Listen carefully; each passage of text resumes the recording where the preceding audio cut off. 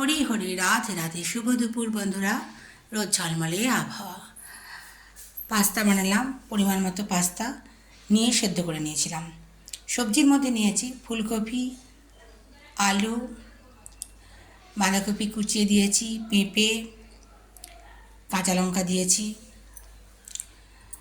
আর tomato দিতে পারেন, আমি দিইনি, আমার ছিল না।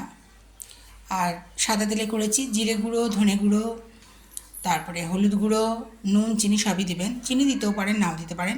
আদা বাটা দিয়েছি, মানে সবজিটা যখন কষবেন তখন একটু আদা বাটা দেবেন আর কি। তারপরে সবজিগুলো একটু সেদ্ধ সেদ্ধ হয়ে গেলে ওই যে পাস্তাটা সেদ্ধ করে নিয়েছিলেন সেটার জল ঝরিয়ে ওর মধ্যে দিয়ে ভালো করে নেড়ে চেড়ে নেবেন। আর গোলমরিচ গুঁড়োও দিয়েছি, আর নুনটা একটু দেখে নেবেন। সাবু বানাচ্ছি, দুধ দিয়ে বানাচ্ছি, আর চিনি দিয়েছি, আর একটু ঘন করব। ভালো থাকবেন বন্ধুরা। দোল তো চলেই এলো, দোল দোল দোল।